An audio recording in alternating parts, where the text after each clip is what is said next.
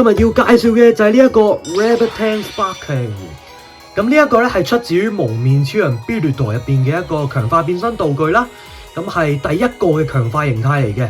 佢正式嘅出場就喺蒙面超人 Birdo 入邊嘅第14集。咁係屬於第一階段嘅尾段度出場啦。咁先嚟講下呢個形態起源先啦。咁當初戰兔咧就發現咗呢一個老闆嘅身份咧，正正就係浮士德嘅 Bloodstocker， 咁同佢展開咗戰鬥。咁 Bloodstocker 咧就用潘多拉嘅魔盒嘅能量去直接攻擊戰兔啦，令到佢解除變身。但係從中咧戰兔都成功用一個 Full Bottle 咧去儲存咗潘多拉魔盒嘅能量嘅。咁翻到去基地之後咧，佢就揾其他嘅 Full Bottle 去同呢一個潘多拉嘅魔盒嘅能量咧去試下佢哋 match 唔 match 啦。而當中咧契合度最好嘅就係 Rabbit 同 Tank 啦，咁係同呢個潘多拉魔盒嘅能量咧係最配合到嘅。將 Rabbit 同埋 Tank 嘅 Full Bottle 再同呢一個潘多拉魔盒嘅能量去做一個融合咧，就整到呢個新嘅變身 item Rabbit Tank Sparkling 啦。咁所以呢個 Rabbit Tank Sparkling 咧都真係算得上係 Rabbit 同埋 Tank 嘅直屬進化形態嚟嘅。至於造型方面就係咁樣啦。咁可以見到咧，佢比起普通嘅 Rabbit Tank 咧 ，Rabbit Tank Sparkling 咧係流線型好多啦，有好多尖尖角角。另外都有啲白色嘅氣泡造型，係去比喻一下潘多拉魔盒嘅能量嘅。咁喺皮套嘅戰鬥過程咧，都會有一啲氣泡嘅特效啦，去呈現翻呢一個類似汽水罐嘅形態嘅。咁喺粉絲間咧都有百事可樂形態嘅花名啦。跟住就嚟講下劇情啦。咁失咗憶嘅戰兔之後咧，呢一年嚟都係受住老闆嘅照顧嘅。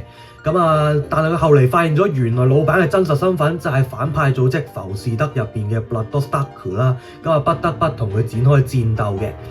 咁呢個浮士德嘅 Bloodstocker 就揾呢個戰兔啦，就約佢出嚟同佢單挑。咁如果贏咗咧，就要攞晒戰兔嘅 Full Bottle。咁初期咧，戰兔對佢都落唔到手啦，因為畢竟係照顧咗自己好耐嘅老細。咁但係後期咧，老闆就講俾佢聽，呢一切其實都係假嘅。咁因為當初啦，其實老細就想美空幫佢去淨化呢啲 Full Bottle 啦，因為呢啲 Full Bottle 咧唔淨化係用唔到嘅。咁得美空有呢一個淨化 Full Bottle 嘅能力。但係當美空咧知道咗浮士德淨化呢一啲 Full Bottle 係想攞嚟整一啲武器啦，攞嚟做壞事嗰陣咧，咁因為影響咗呢個心理素質，咁所以就淨化唔到 Full Bottle。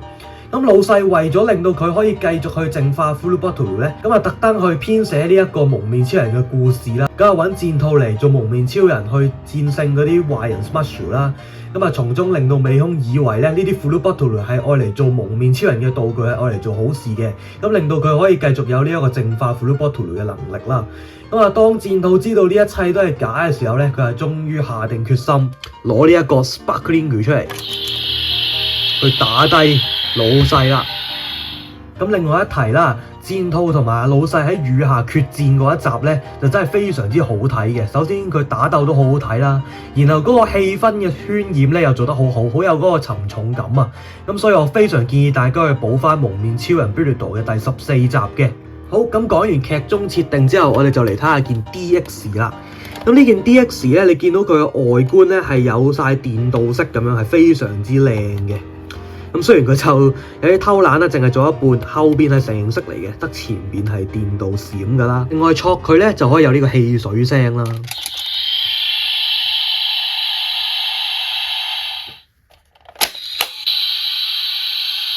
好，咁之後我哋就攞埋腰帶出嚟去做一個變身啦。咁喺變強化形態之前，就先變咗基本形態先。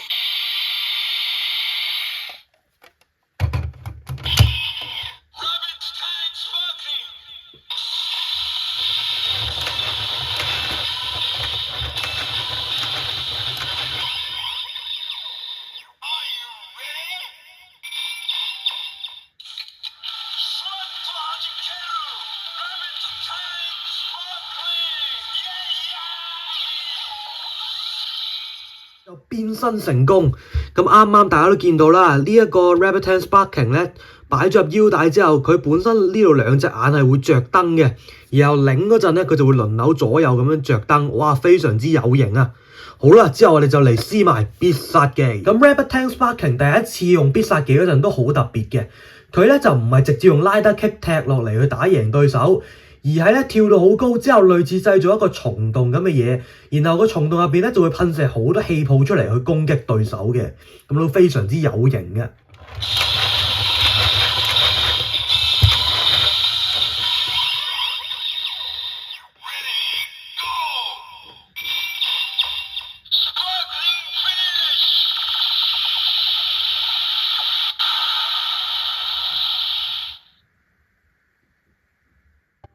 好啦，咁今集就同大家介紹咗呢一個 Kamen Rider Buruto 嘅 Rabbit Tank Sparking 形態啦。之後咧都會繼續同大家介紹唔同蒙面超人嘅其他形態同埋佢哋嘅故事嘅，咁啊記得留意啦。中意嘅希望俾翻個 like 同埋訂閱，咁我哋就下條片再見，拜拜。